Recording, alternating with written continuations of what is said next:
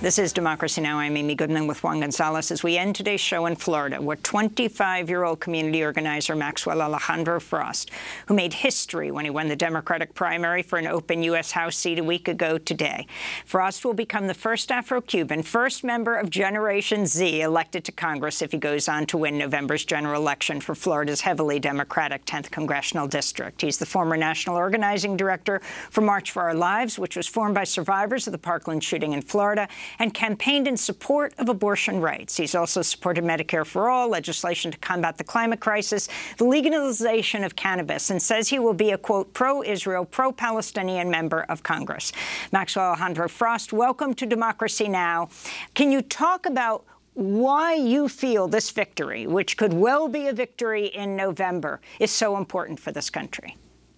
Well, thank you so much for having me on. I think this is important for this country because it sends a message to not just young people, but all folks to not count young people out of the conversation. And the fact that in a democracy, in a representative one, we need a Congress and a government that looks like the country. And yes, that means in terms of race, but it also means in terms of age and experience and where people come from.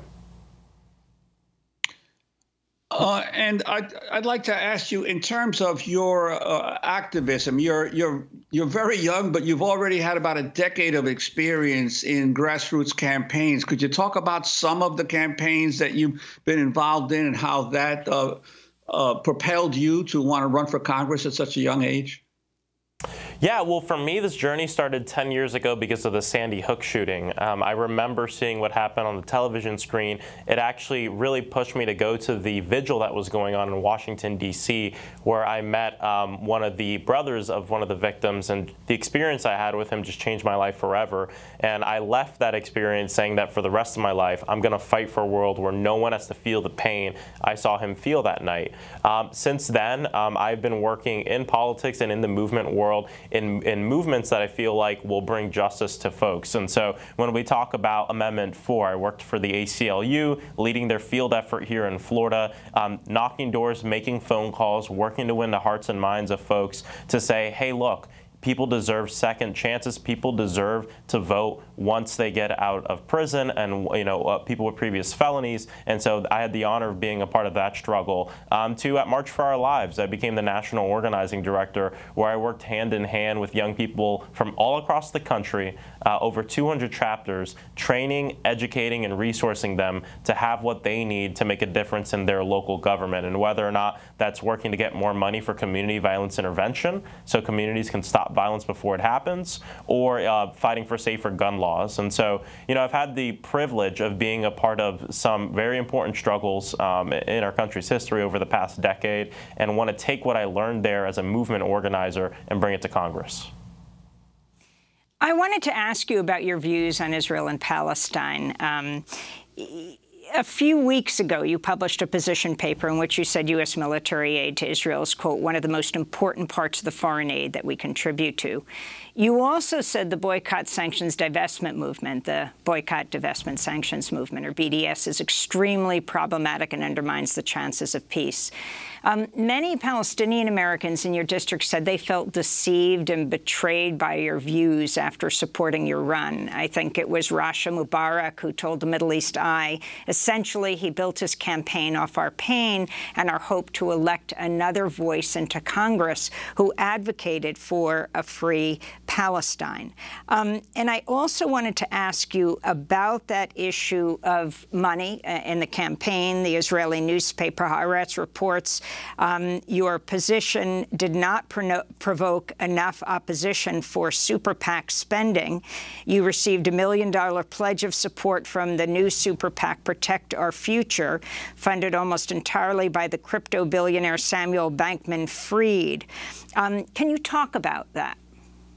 Yeah, for sure. Well, for myself as an organizer, as progressive, I mean, when I close my eyes and I think about the world that I want to live in, it's a world where Palestinians are able to live free, have the resources they need, and just be able to live their lives, very, very similar to what I believe Americans should have as well. And same thing with Israelis. I close my eyes and think of a world where Israelis are able to live in a world free of violence and without the fear of being gunned down or any missiles or anything like that. And so I supported two-state solution because I believe that's the strongest and quickest path towards peace for the entire region.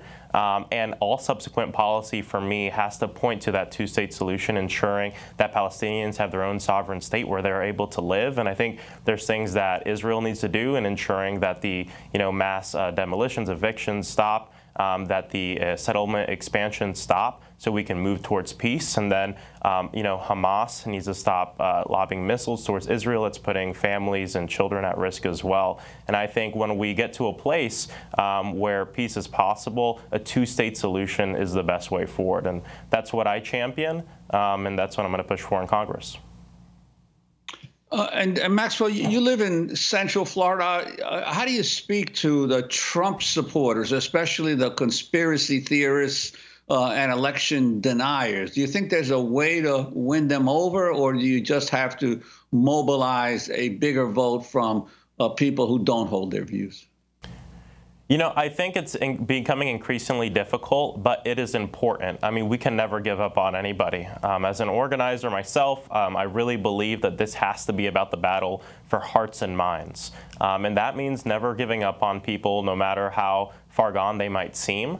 Again, it's becoming increasingly difficult, especially with the rhetoric we're hearing from the right, what we're hearing from those leaders. But we can never give up on the fight of just talking to our fellow human beings about what we believe in and why we believe in this future. And at the end of the day, the message that we carried in this primary, part of the reason we won and why we're going to win this general in November, is that it's a platform all about love. And that's something that anyone can get behind. It's bringing together common shared values behind an agenda that means, because I love you, I want you to have health care, I want you to have safety, and I want you to have the opportunity that you deserve. And I wanted to ask you, your family, your adopted parents, your mother was from Cuba, the grandmother was from Cuba, and I'm wondering your perspective, given the importance of Cuban relations with the electorate in Florida, how you feel about the Biden administration's current stance and policy toward the nation of Cuba. Yeah, I mean, the way I approach Cuba, and a lot of times is me just thinking about my family there, me thinking about the most vulnerable people there.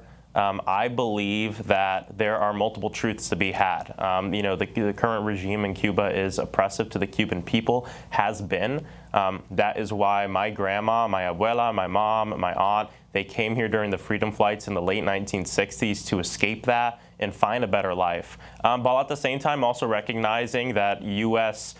In Cuba policy that's been normalized hasn't been working, and in fact, in a lot of times has been affecting the most vulnerable people and not the folks we need to affect to create the policy change that's needed on the island. So there's multiple truths that need to be held there. I think it's important to normalize those relations and move to a place where we are centering the poor and working class families in Cuba that are crying out for help and support from a violent, oppressive regime. Maxwell Frost, are you for lifting the embargo? I am. Finally, President Biden's going to Pennsylvania today, calling for an assault weapons ban. You're a major anti-gun activist. Do you feel that this is enough? I'm sorry, can you repeat it? Oh, President Biden's going to Pennsylvania today, calling for an assault weapons ban. I think an assault weapons ban is extremely important. I think the bipartisan bill that was passed just a few months ago is also important in taking the steps necessary to end gun violence in this country. And what we know is the leading cause of death for children recently went from automobile accidents to gun violence. And so our children are literally on the front lines of this. There's a lot more that needs to be done, but I think these steps are important and significant, especially when you don't allow yourself to get clouded with the statistics and the numbers. Behind every number, there's a human, there's a person, there's a family, there's a story. And when we learn that, legislation that can save 1, 2, 3, 4, 5 lives a day is more than worth it. There's a lot more work that needs to be done, but I think these are important steps.